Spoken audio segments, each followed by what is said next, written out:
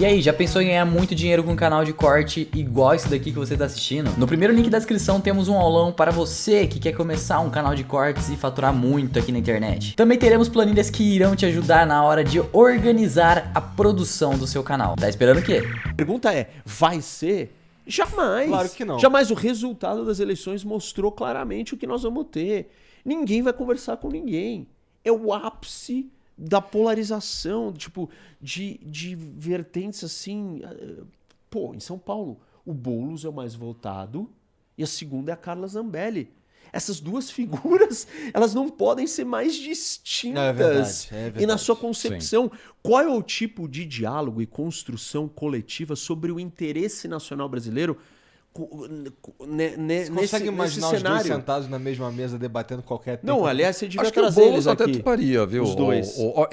Isso é um tema super importante, porque eu acho que isso é hoje uma ameaça grande e a ciência política precisa enfatizar e também inovar e achar formas da gente superar a polarização, que, por um lado, é importante, a gente precisa de polarização para ter uma democracia, precisa haver divergência e rivalidade, porque senão o eleitor não tem opções distintas. Então, a princípio, você ter, né, o cara da direita, da esquerda, é fundamental. E é preciso preservar isso. Então, É que não só duas, né? muitas, sim. Então, mas Então é é que a gente só preciso, tem duas independentemente da minha convicção ideológica, é no meu interesse de preservar uma direita, uma esquerda, seja o que for, desde que haja um compromisso com a manutenção do sistema democrático. Isso é fundamental. Um sistema sem uma oposição funcional, um governo vai ser um governo pior, porque não há um processo de cobrança. Isso é o grande diferencial das democracias. Agora, eu acho que é importante há dois tipos de polarização. E muitas vezes a gente... a minha coluna no Estadão é sobre esse tema que sai amanhã. Há vários tipos de polarização. A gente tem a polarização ideológica, que você está descrevendo, né? Ou seja, uma pessoa muito de esquerda, muito de direita, então muitas divergências grandes entre os principais atores políticos, que pode ocorrer ao nível de elite ou ao nível das massas. Eu muitas vezes acho que a elite brasileira nem sempre é tão polarizada assim, e às vezes a militância está mais polarizada do que o próprio ator político, né? Ou seja, muitos eleitores do Lula discordaram da decisão dele de trazer o Alckmin para a chapa, dizendo, como assim? Esse é o nosso inimigo. Vocês acham que ele traz o Meirelles também? Acho que é possível alguém assim. possível. Mas aí a outra polarização, que também isso acho que é fundamental, e eu confesso que a coisa que mais me preocupa hoje no Brasil é que a gente chama de polarização afetiva. Isso quer dizer que eu não gosto de pessoas que pensam de forma diferente, que eu tenho preconceito contra elas. Isso, porque isso é uma radicalização. Mas não Automaticamente é um fascista. Mas não Ela necessariamente é radical, isso quer dizer é. polarização ideológica, porque, por exemplo, eu tenho vários amigos bolsonaristas que acham que o Dória é de extrema esquerda. Porra! Então, só que o Dória não é. O Dória, na verdade, aí não é um caso de polarização ideológica, porque a diferença não é tão grande assim. Eles vão achar que você é de Dória extrema... vai ser extrema esquerda. Não, enfim. Nem faz sentido, né? Mas Não faz, mas enfim, entendeu? aí É uma você tem cegueira, um uma caso, loucura já, você tem um nem caso sabemos de o que estamos uma falando mais. polarização afetiva que faz com que você tem uma intolerância com aqueles que pensam de forma diferente. Então, nos Estados Unidos é muito grave, por exemplo, onde, falando de capital social, as pessoas não confiam, o republicano não confia mais na pessoa que vota no Partido Democrata e vice-versa. A pessoa simplesmente não quer mais mas dialogar. O problema disso, ou isso acontece, porque você olha para o seu rival como seu inimigo.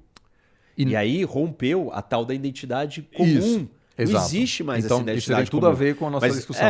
Mas esse que é o meu ponto. Se a gente não preservar uma identidade comum, o que nós temos em comum? Por que nós estamos brigando aqui? Nós somos brasileiros.